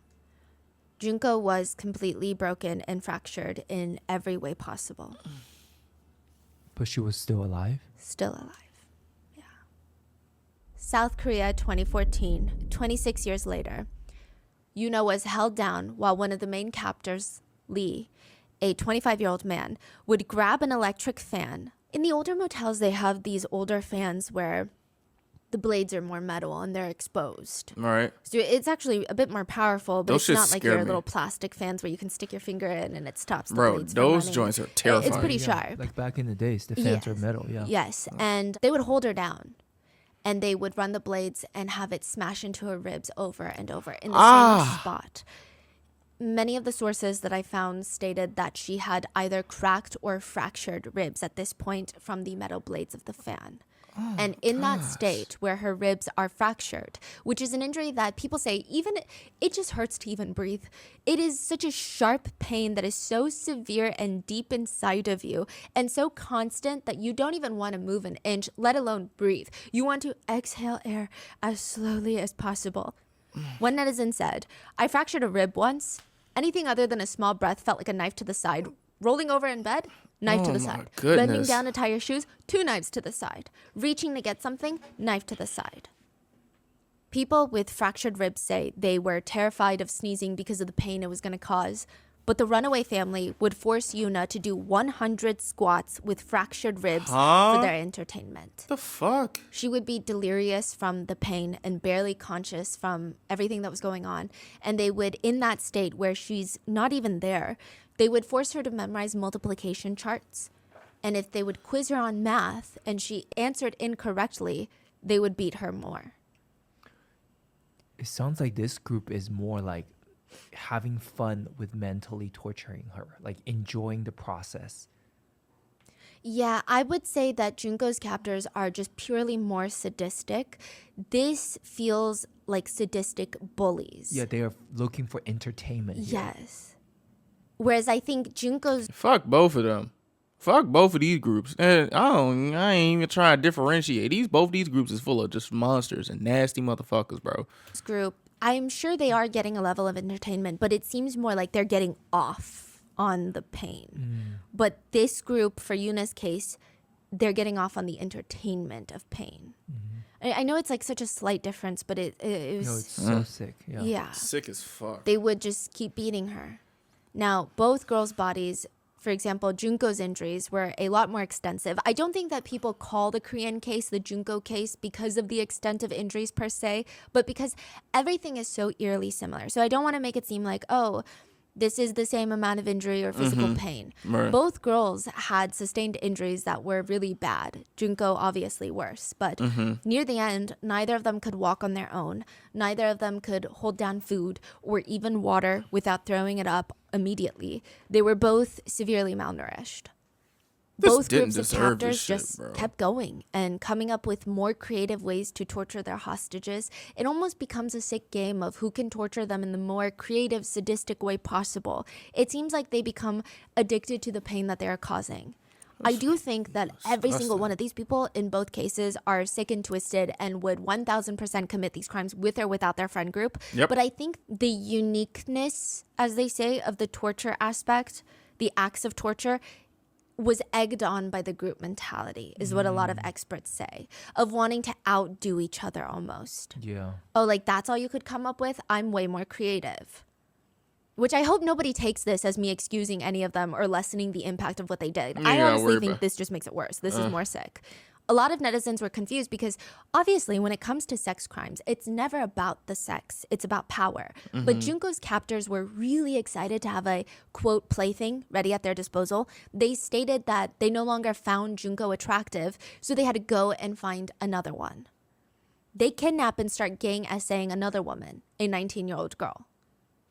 In the runaway family case, the whole reason Kim even reached out to Yuna was so that they could sex traffic her. But now they had assaulted her to the extent that she could no longer work and make money. It's just interesting. A lot of people point out that both groups of captors, they kidnap the girls for a very specific reason, but they become overtaken by the sadistic torture. And the torture becomes the new motive. Bruh. Japan, 1988. Junko had 5 fireworks placed inside of her. 1 in each ear, that makes 2. 1 in her mouth, that's 3. 2 in both of her private regions, and that's 5. Her captors would wait for the fireworks to go off inside of her, and they would let them explode. I don't have the medical knowledge to tell you exactly what injuries she would have sustained from that kind of torture, nor is there enough readily available research online that I could pull from, but especially when it comes to her private regions, Junko had already been so viciously abused that it's hard to state which torturous action caused which injury, because they had been essaying her at this point with glass shards, knives, metal grilling skewers for over a month straight. But as for the ones in her ears, the fireworks, her eardrums were busted from the fireworks. She was nearly deaf at this point. They placed fireworks in all of her orifices. Her captors also shoved sewing needles into her chest. They stabbed hundreds into her chest to the point where later on the autopsy showed there were no gaps in between the needles. They just kept shoving more and more, and then they would take turns punching her in the chest. Cause They would like leave the needles in there. I just like, oh my gosh, like we already gone past the point of just sadistic. And then you just keep going. And then you just keep going. And then you just keep going and going and going and going. And people really think that we could just let them ever see the light of day after any amount of time.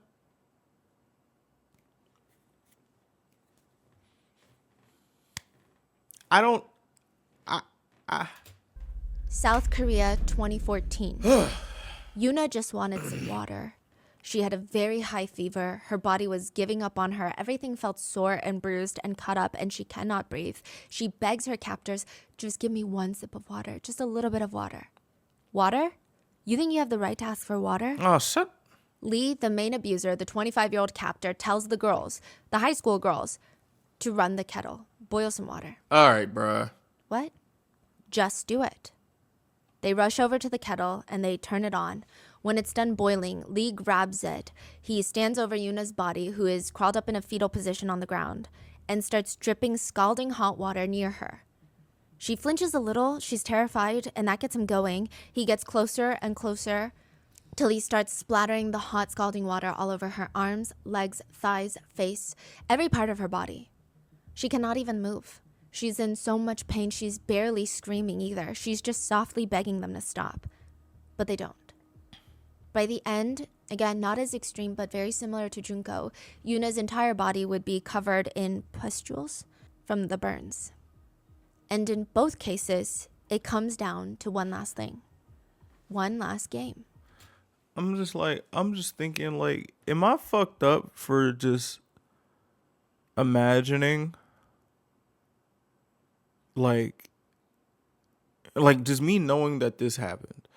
Like, am I a messed up individual imagining that I would probably be so bent on seeing each one of these people doing something like this? And, well, I'm gonna keep it a stack. I'm not finna. I'm talking about to the guys. To the guys. Like, I feel like I literally just had a flash in my brain of, like, just something that I would imagine doing if I was, like, crazy enough to just... bro, I don't know how to explain this. I feel like I'm just nuts. Like, bro, like, I'm just imagining just like getting because I'm thinking of like you know how like in the Glory where she went back and like got her revenge. It's like I'd get these guys, and like I get into a fight, knock them out there on the ground, beat the fuck out of them, and just pull out. You know what I'm saying? And just let that bitch go. And just seeing the look on their face, like that look of terror of like when someone says like, oh, I'm so, like in the movies, they were like, I'm so sorry. No, I promise I'll never again. Please, please, please spare it. And like niggas just hung. Like, and just niggas is smiling, dude. Like, I don't know what it is. Like, am I messed up for that? I feel like I am. I do feel like I am. Like, I'm not really proud of imagining something like that. But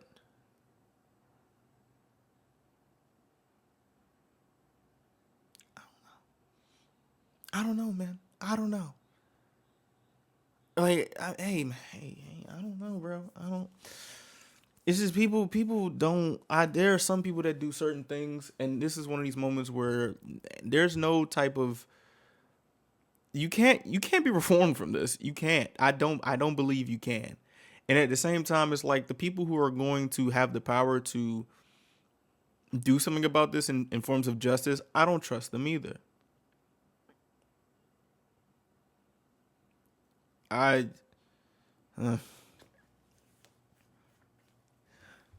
I'm trying my hardest not to just explain that in a very gruesome way, but it got really dark in my head. Fool, I'm this shit. Oh, The captors in both cases want to play one last game with the girls. Both girls would look their captors in the face and play. Japan 1988.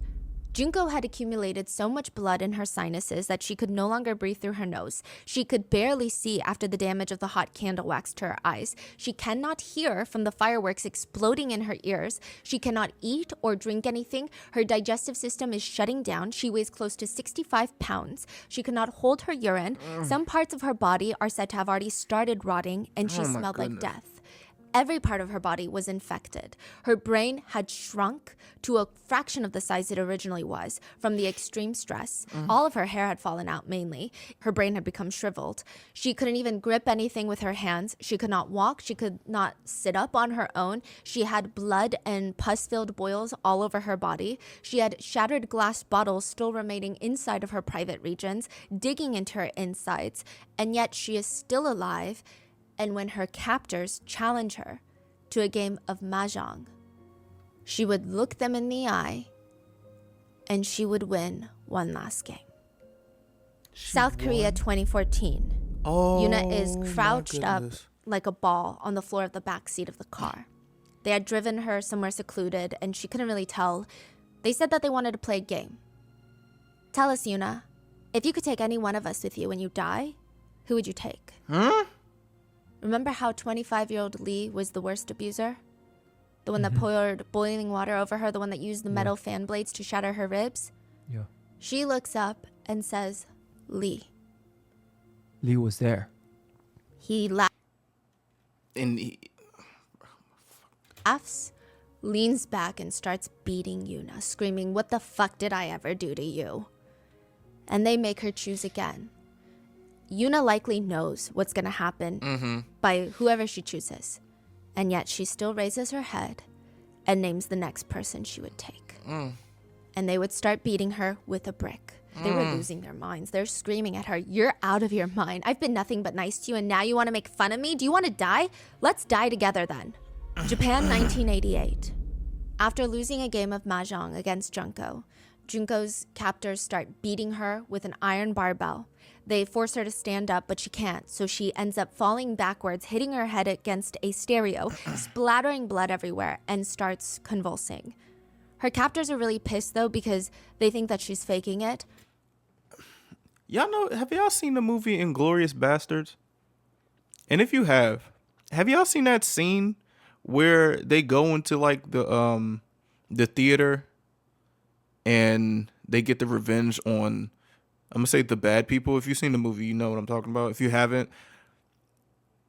I honestly wouldn't say look it up. But they go into there and they do pretty insane things. And as that's going on, one of them, Brad Pitt, I believe, one of them go into a certain section, and just like, just do exactly what I explained a couple minutes earlier. And I think that's where I got the imagination from, because I just remembered I saw that scene as a kid, by the way, vividly. And I'm like, oh, okay. See, that's just how let me move my hands. That's just how I'm feeling right now, bro. Because I heard this story before and I'm like, was crying and things like that. But like now I'm at a point hearing this again. It's like I like the tears are dried up. I'm just thinking of get back at this point. At this point. And when she stops moving completely, they're confused. They're like, there's no way she's dead. They kick her, nothing. They smack her, nothing. They drop another dumbbell on her, nothing. And now they're agitated. She's really pretending. So they grab lighter fluid and spray it all over her face, forcing it even into her eyes, on her eyeballs. And then they take a candle to light her on fire because they think she's faking it, and this way they'll know she's not. But she flinches just a little. She was still alive at this point. But she would be burned alive, and her final torture would last 2 hours before her body finally goes into shock. And she dies. South Korea 2014. Yuna's captors drop the bloody brick onto the ground. Why isn't she moving anymore? They put their hands under her nose to check for her breathing, for air, but nothing. What the hell? They start freaking out. I think she's dead. They start freaking out not because they killed someone, but how inconvenient this is going to be. Bruh. The Oh captors my drive goodness. to an isolated orchard. Using a shovel and a pickaxe, they start digging a human-sized hole in the ground, a grave. They throw Yuna's limp body in. Now, some sources speculate that she might have still been alive at this point. Yo. But before they cover her body, they pour gasoline all over her face in particular What the and throw fuck? a match in to light her on fire. Nigga, what They the want her face to be completely unrecognizable. When her face is completely charred black, they put out the fire and cover her with soil. Within 26 days of first meeting the perpetrators, Yuna is dead. But fire is not enough. 26 years apart, both groups of captors have the same idea. They want to make the body disappear.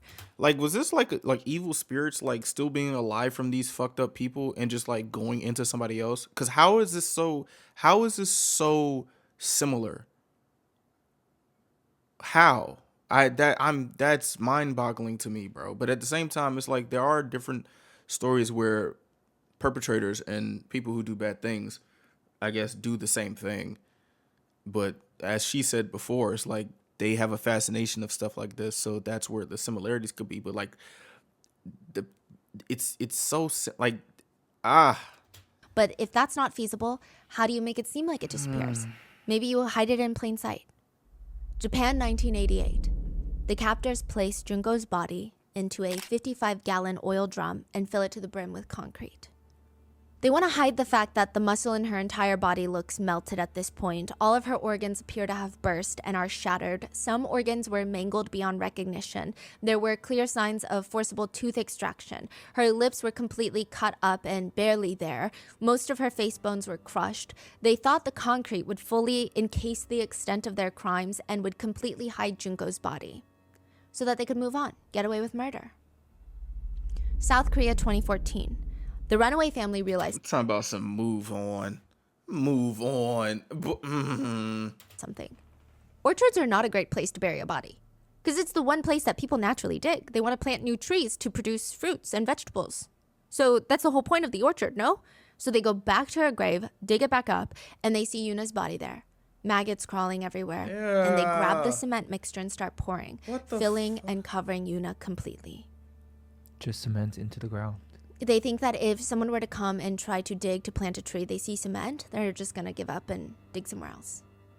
They thought the concrete would fully encase the extent of their crimes, would completely hide Yuna's body so that they could move on, getting away with murder. I think one could argue that the crimes are similar, but not identical. But things start getting very strangely identical around the time of both groups' arrest. Japan 1988. One of Junko's captors is arrested. The police sit him down in the interrogation room and tell them, "We know what you did. We know what you did to that girl. We know who you did it with, and we're going to get you guys for it." He just opens his mouth, the captor, and starts confessing to everything that they did to Junko over the span of 44 days. And when he finally stops talking, when he's done telling the police everything that Junko had been through, they tell him, "That's not what we were talking about. We didn't even know what?" They had arrested him for the kidnapping and gang essay of the 19-year-old girl. Remember? The other victim? Mm-hmm. South Korea 2014. Initially, 4 of Yuna's captors were arrested. They were wandering around a park when undercover cops came up to them and put them in handcuffs. Officers bring them into the station. Sometimes I'm like kind of mad that like the stuff that like police used to do to black folks back in the day, like when they used to like, you know, beat the fuck out of them literally anywhere and everywhere. Why can't they do it to bad people like this? Like in this I ain't hear a story that they fucked the dude up in the interrogation room. I ain't hear that. But no, this happens like it would be the perfect time. This right now would be the perfect time to just let loose. But hey, guess not. But this isn't in America, so I don't know how they act over there. All I know is that they don't really give a fuck about cases that needs a fuck given to be about. I don't know. For murder. The murder of a man named John. Huh? They were arrested for a completely different case. John? Let's call the man John. We just know that his last name is Kim. He had been looking for a sex worker online when he came across an ad posted by one of the girls from the Runaway family. This is a few days after Yuna's murder. They agree on the rate, and he goes to meet them at the hotel. He walks into the bathroom afterwards to freshen up, and when he walks back out, there are full-grown men sitting on the bed. You know you just had relations with a minor? You're going to have to pay a whole lot for that unless you want the world to know. They start beating John, dragging him out the motel, into the car, beating him some more, taking his jewelry, keys, wallet. The main purpose for physically assaulting him to the extent that they were was they wanted more money. He would need to give them his bank passcodes, his social security number for them to take all of it. By the end, John was slumped over in the back seat, dead from the beatings. Which we don't have too much information on John's death, but we do know the beatings were obviously very bad. The perpetrators would actually switch seats in the back seat to sit next to him and beat him, like take turns. It would be nice if they beat the fuck out of him because he was trying to have sexual relations with a minor. But no, they did it because they wanted more money. Because they would get tired. All for $3,500. When they realize that he is dead, they panic, leave him in the car, and run away. Which is really dumb considering Korean cars legally need black boxes, which are recording devices. Bro. Aside from license registration and plates, it's pretty easy to track who's been in that car. Japan, 1988. Junko's killers would be charged with causing bodily injury resulting in death, rather than murder.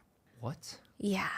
I mean, it's beyond insanely lenient considering it's not even the group's first time committing crimes. People reported if the group of Junko's captors were around, they would always hear a woman screaming for her life around. The fuck? They were constantly gang essaying people. That's... Despite the sheer ruthlessness of their crimes, they were charged as juveniles, which I believe do adult crime, do adult time.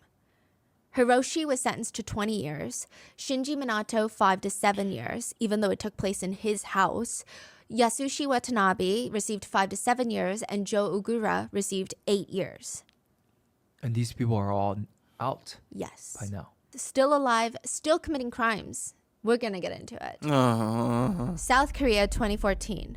Once the public found out about Yuna's murder, they were terrified that the killers would be charged with causing bodily harm resulting in death. But the perpetrators were charged with murder. There were 2 trials, one held for the underage minors and the other held for the adult men that committed the crimes. This is where things get tricky. The girls that were involved in the case were 2 14-year-olds, 2 15-year-olds. Their defense attorneys argued that the girls were victims before they were perpetrators, stating that before Yuna, they were forced into sex work, and after seeing what was happening to Yuna, they were terrified to not participate because they believed if we don't do this, it's going to be us next.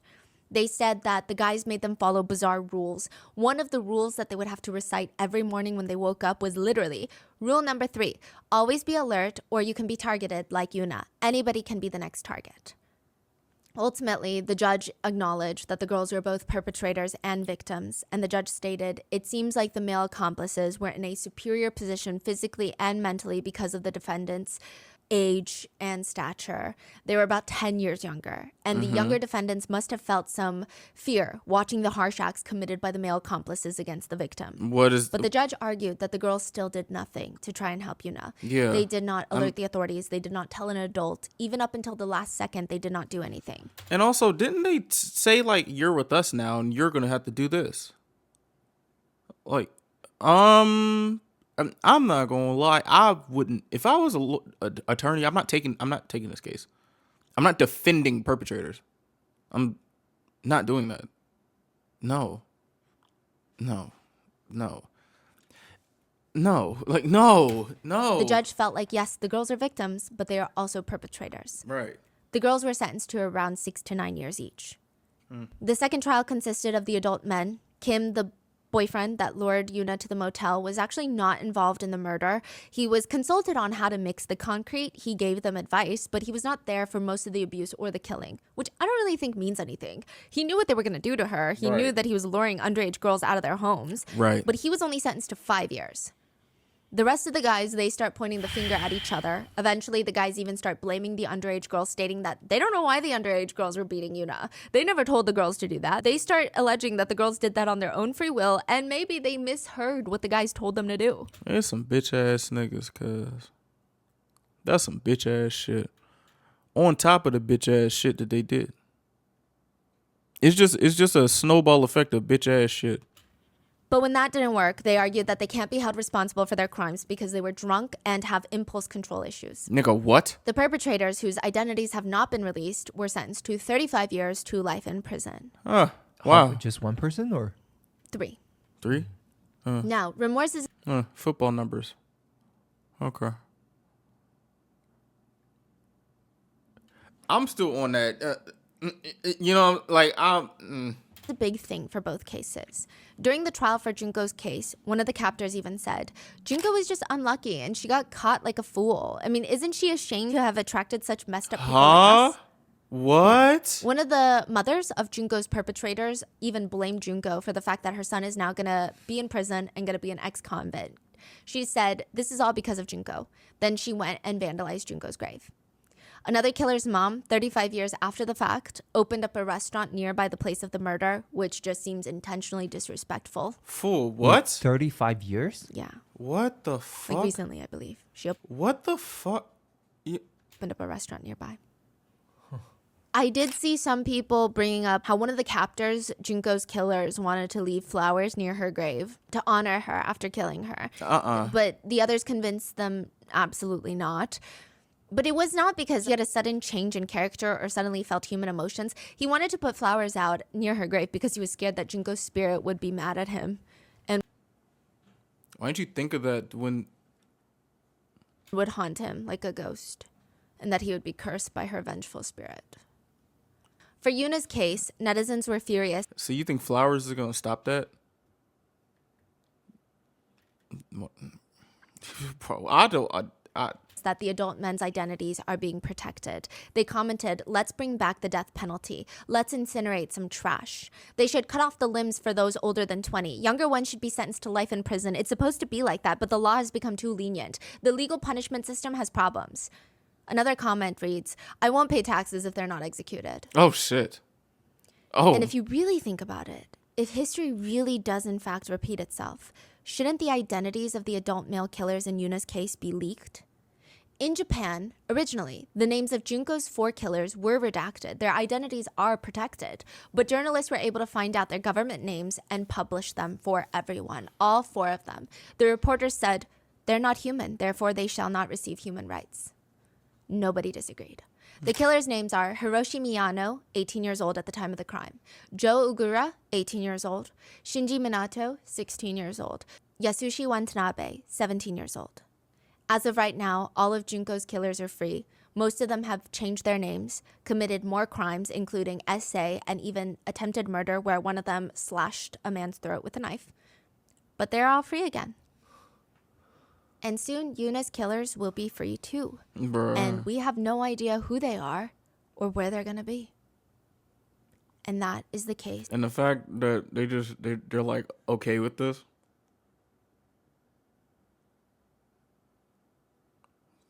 Right, bro. I don't understand it. Of South Korea's Junko.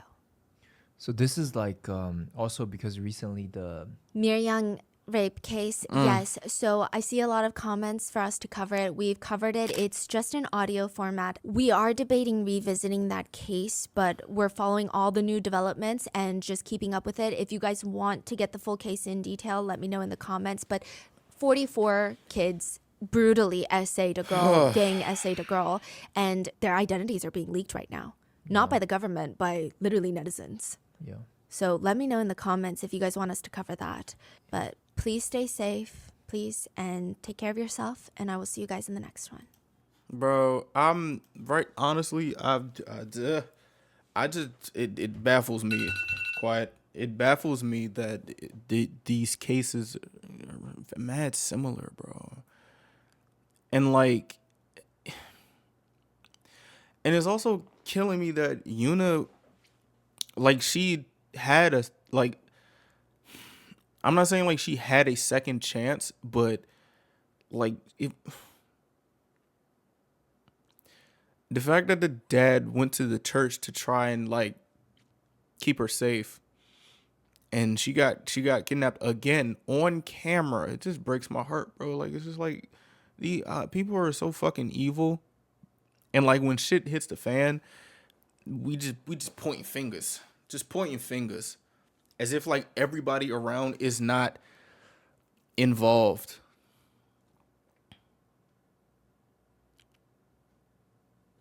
Just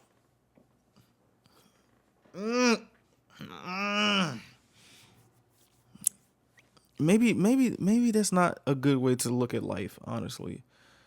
Or like, maybe it's not good to have that type of like, I guess, energy in my heart. I don't know, but I just can't get with people who do shit like this and just be able to go free and just get to be freed in the same community where they committed this shit. And even when they are free, they still do the same thing, or not the same thing, but they still do bad. Like, you can't come back from this. I don't believe it. I really don't. What do you guys think? Please let me know. What would you do? That's my question to y'all. What would you do if you were in the dad situation? I would like to know. And if I do come off as like, I guess, animalistic and bloodthirsty or whatever, if I come off as a bad person because I feel like retaliation in that sense is a good thing, because the people in power who are supposed to do things ain't doing a lick of shit. I'll respect your decision. Please stay safe, and I will see you guys in the next one. And people are outside my window right now playing in the snow and with Tonka. What is going? I'll see you guys in the next one.